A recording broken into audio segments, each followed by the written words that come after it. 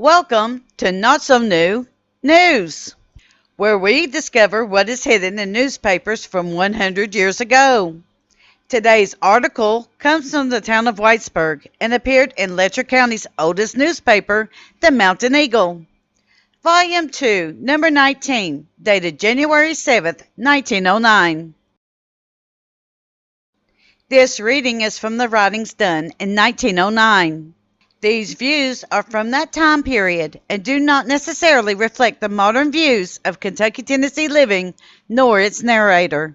However, we feel that all historical documents must be preserved for the future and strive not to change one word of the readings. However, if we feel that the readings are too controversial in both political or religious standing, we will either silently put up the article for viewing or will direct everyone where it can be found online. Thank you for your understanding. The man who can't remember his wife's birthday. The man who labors under the delusion that his wife's money belongs to him. The man who thinks a woman is fixed for the season if she has a new gown. The man who talks of supporting a wife when she is working 14 hours a day, including Sunday. The man who provides himself a family and trusts Providence to provide the family with a home and something to eat. The man who thinks women are angels. The man who thinks a sick wife would feel better if she'd just get up and stir around. The man who leaves his wife at home when he takes a summer vacation. The man doesn't know what on earth a woman wants with money when she has bills at the store.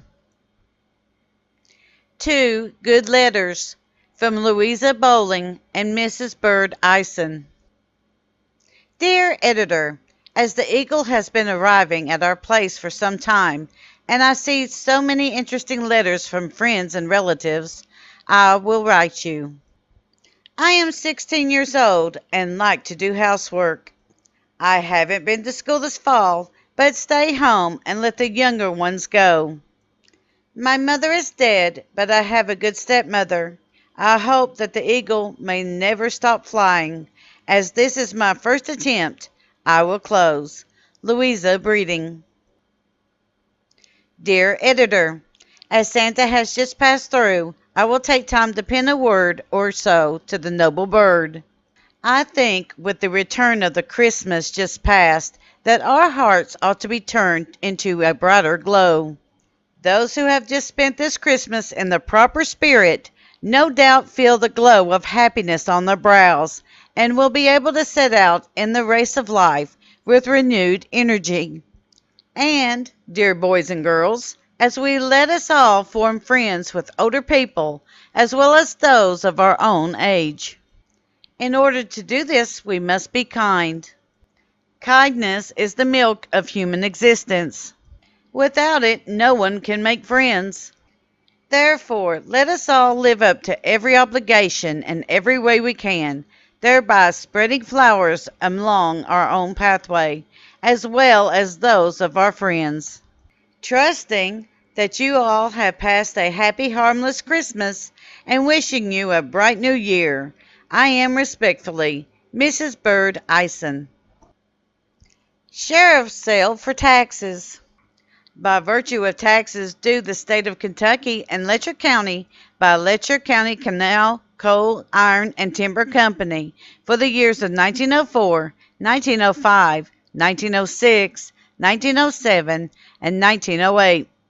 I will on Monday, January 11, 1909, being the first day of the January term of the Letcher Circuit Court, expose the public sale to the highest and best bidder, for cash in hand at the courthouse door in Whitesburg, Kentucky, between 10 a.m. and 2 p.m., the following described property, or so much thereof, as will satisfy the taxes, penalties, interest, and costs, to wit, one certain tract or parcel of land in Letcher County, Kentucky, and on Camp and Rockhouse Fork of North Fork of Kentucky River.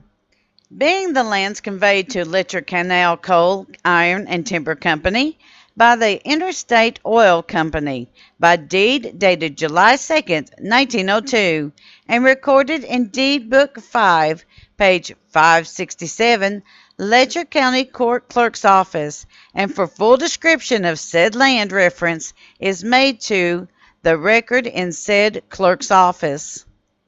Tax, penalty, and cost, 1904, $547.40. Tax, penalty, and cost, 1905, $547.40. Tax, penalty, and cost, 1906, $520.90. Tax, penalty, and cost, 1907, $578.30. Tax, penalty, and cost, 1908, $604.62.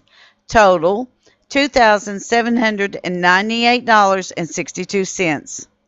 Given under my hand this 14th day of December, 1908. C.C. Crawford, SLC.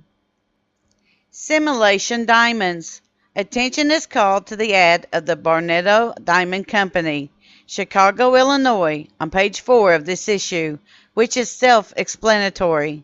Read it, write them, and mention the eagle.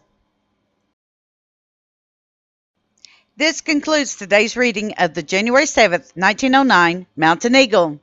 We at Kentucky Tennessee Living would like to thank you for your continued support as we bring to you the history of the Appalachian Mountains.